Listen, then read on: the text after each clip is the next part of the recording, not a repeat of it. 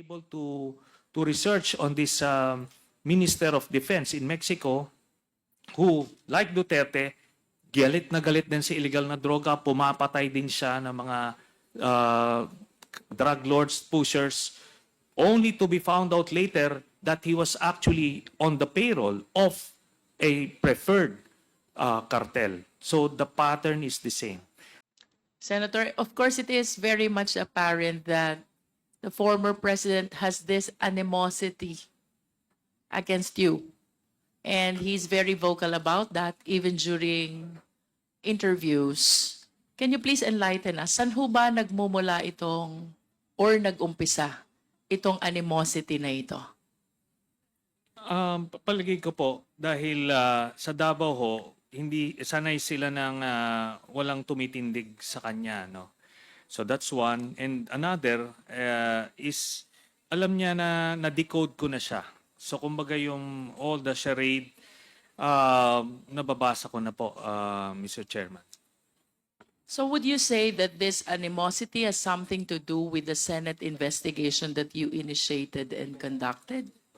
Yes, Mr. Chairman. And even before that, when I openly opposed him during the campaign of 2016, Mr. Chairman.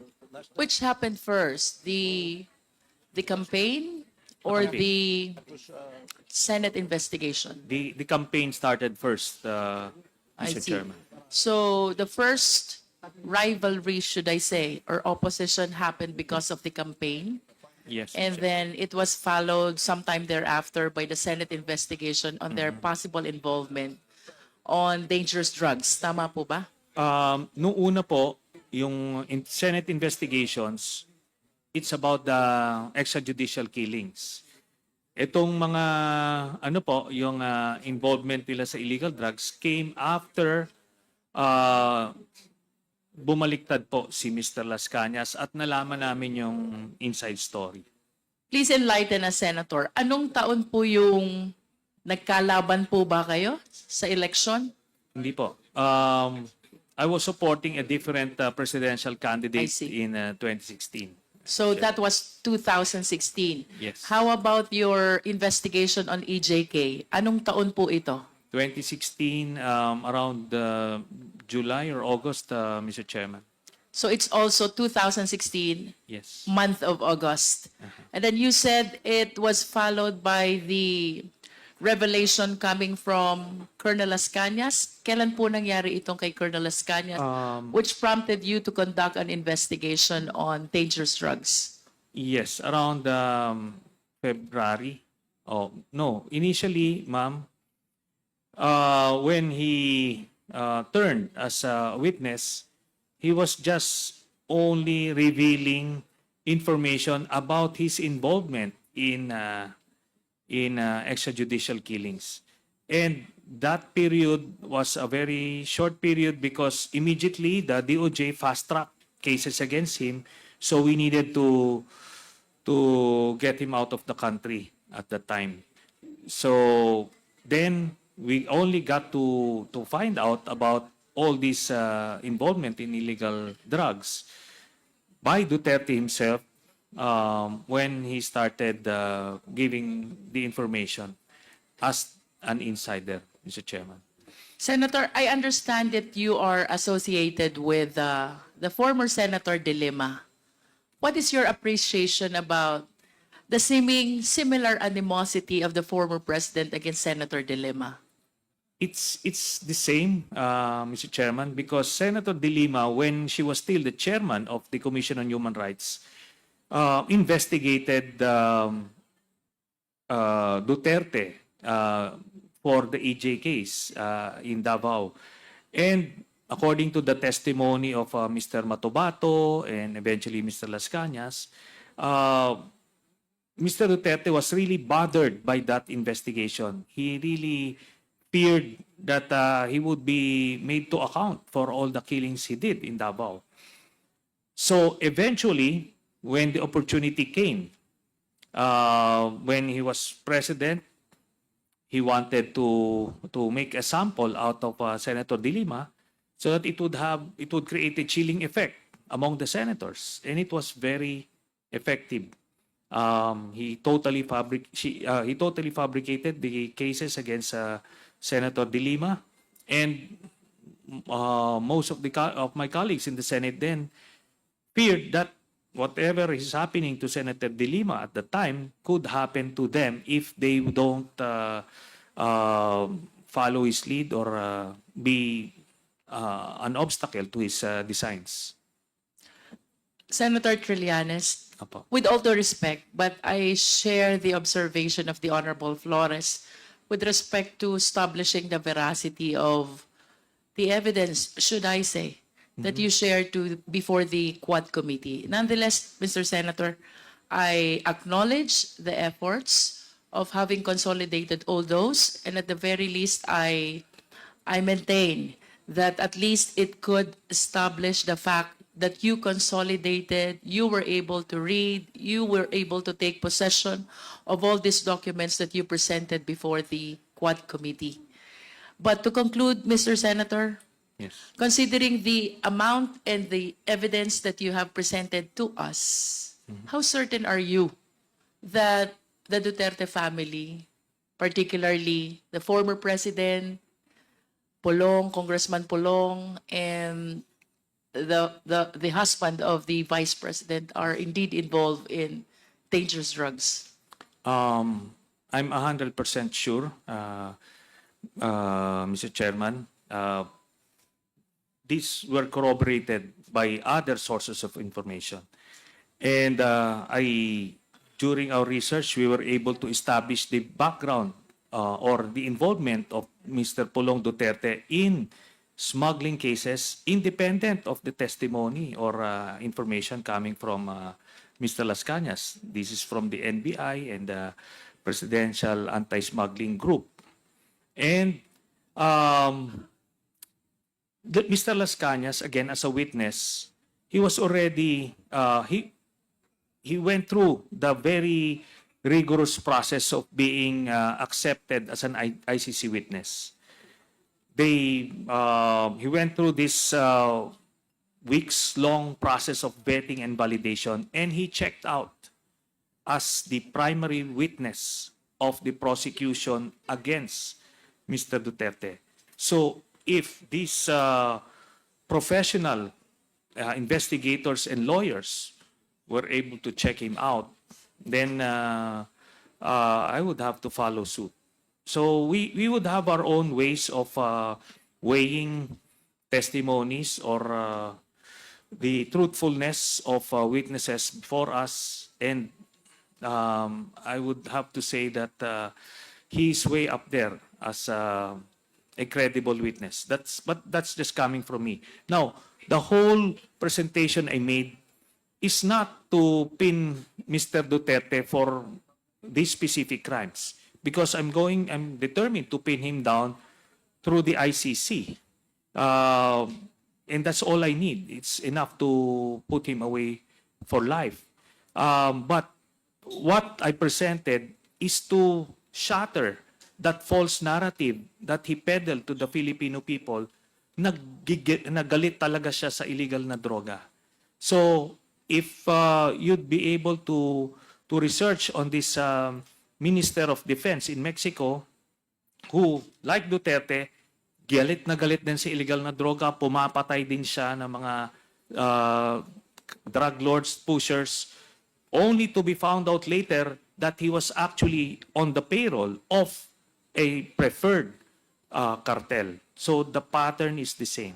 Now, as for other witnesses, some of the lawyers here, members of the committee, kept on saying, what are the other evidence? What are the other evidence? So let us remember that the Duterte drug syndicate operated like a mafia.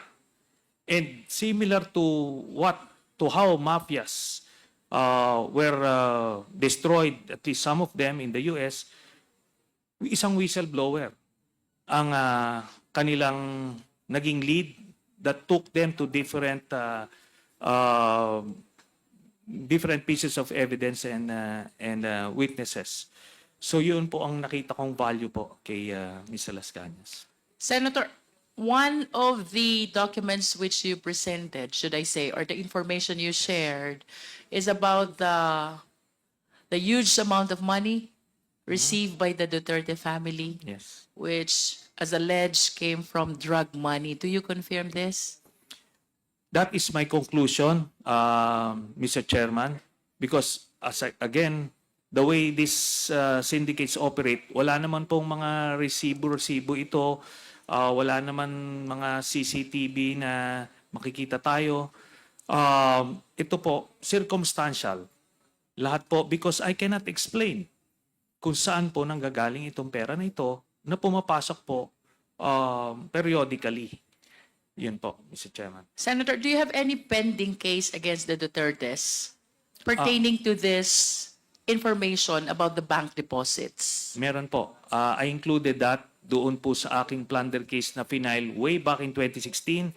And as I mentioned, because of this Plunder case that I filed in 2016, yun po ang naging basis ng overall Deputy Ombudsman then to request from the AMLAC documents, and that led him to issue that statement that the contents of the documents that I had are similar to the documents they got.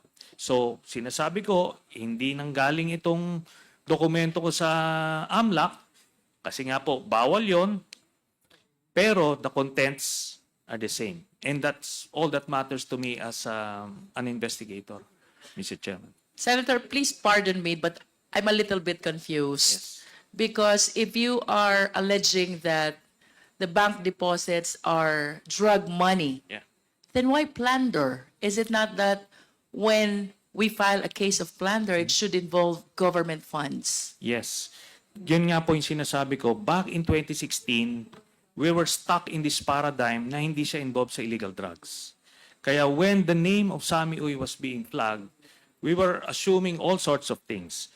Pero meron pong mga pumapasok doon, and ang information namin, part ng mga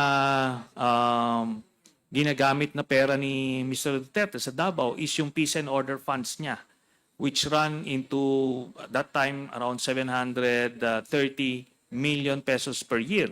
So similar to the pattern or what is used by the Vice President now. So meron silang ganong pondo.